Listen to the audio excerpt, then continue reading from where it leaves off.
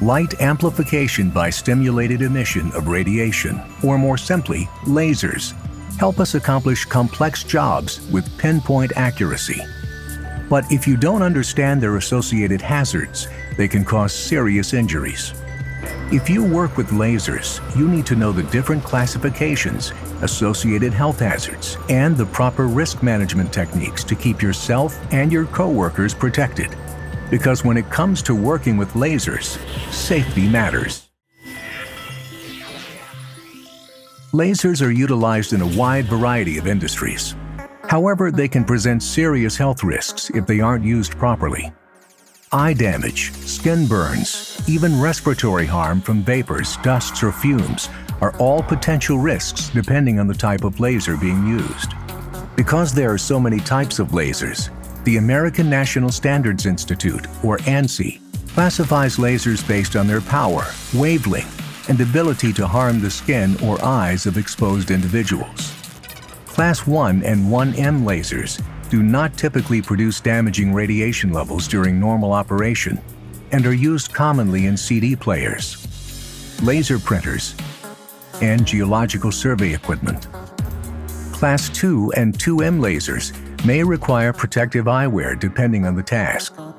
However, in most cases, your normal blink response provides enough protection from any unexpected direct viewing of the laser.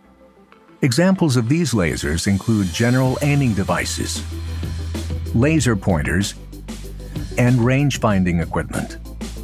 Note that the M in 1M and 2M lasers means magnifying optics caution.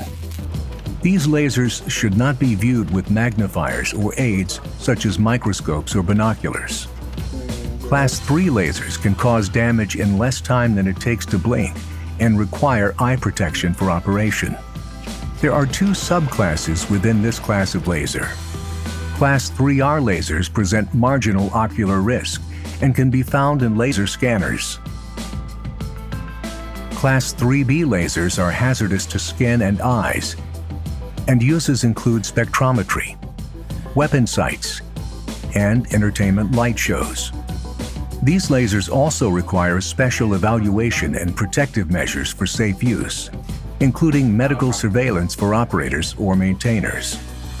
Class 4 is the highest rating in the ANSI classification system and includes lasers used for surgery, drilling, cutting, and welding. These lasers can cause eye damage, burn skin, and are powerful enough to start fires. At this level, operations can also result in harmful dusts or gases, and in some cases, release dangerous plasma radiation from the generated heat. It should be noted that for the vast majority of industrial applications, Class 4 lasers are integrated into an enclosure and are Class 1 rated for normal operation. Anytime you operate a laser, there is some level of risk. However, some laser operations present more risks than others. It is important to know that most serious laser incidents occur during service procedures, like resonator or beam alignment, or when operating with misaligned optics. Make sure you are also familiar with the electrical, thermal, and health hazards associated with the specific laser you are operating, as well as the hazards associated with what the laser is being used for, like hazards associated with beam reflections, plasma intensity, fumes, fire, and particulate. Some lasers, specifically those used in research or high-energy applications, have more unique hazards. For example, extreme cold from the cryogenics used to cool lasers, magnetic fields, fire hazards, toxic and carcinogenic laser dyes, hazardous waste, and compressed gases. Having an on-site, properly trained authority for laser use, called a Laser Safety Officer, or LSO, is another way to mitigate risk. An LSO establishes control measures, conducts hazard analyses, and oversees standard operating procedures. They also provide laser training and conduct periodic facility and equipment audits. Anytime there is an incident or injury involving a laser, inform the LSO immediately.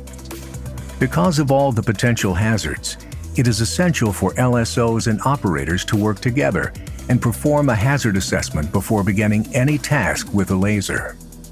Following the hazard assessment, the LSO uses the maximum permissible exposure, or MPE, and the nominal hazard zone, or NHZ, to develop controls that both mitigate exposure and implement SOPs for safe operations. The maximum permissible exposure varies with the type of laser and is the highest level of laser radiation you can receive without causing harm. The nominal hazard zone is the area where the laser's output exceeds the maximum permissible exposure. If a task requires working inside the nominal hazard zone, it is essential to follow protocol to avoid serious injury. With all this information, the LSO can make sure the proper controls are put into place. Engineering controls are mechanisms your employer implements which are designed to help you work safely. An interlock is an important engineering control that prevents exposure to a beam above the maximum permissible exposure level. Other examples of engineering controls include panic buttons, activation warning systems, lens filters on viewing windows, and ventilation systems. In addition to engineering controls, your employer will also implement administrative controls. These may include standard operating procedures, warning signs, a laser safety committee, and training. Given the hazards associated with lasers, understanding and implementing best practices can mean the difference between a regular day at work or one that results in serious injury. Having the proper training is one of the most effective ways to stay protected. The LSO is responsible for developing a training program tailored to the equipment and conditions in your workplace. At minimum, training should include the classification of the laser employees will be working with, the associated hazards, controls that need to be in place, and the basics of how to operate a laser. Training also needs to inform you on how to select and use the proper personal protective equipment, or PPE. Protective eyewear is essential for operating lasers above Class 1 and when servicing lasers, and should be labeled with the optical density and wavelength of the laser it's designed for. Some eye protection is color-coded or otherwise marked according to its rating. For tasks that involve working directly with the beam, for example testing or aligning the laser, you will need special eye protection that allows you to see the beam or its diffuse reflection.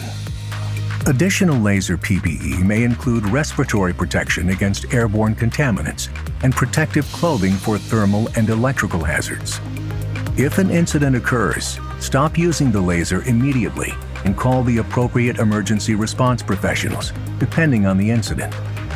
Even when a laser incident does not result in an emergency, it still needs to be reported to the LSO.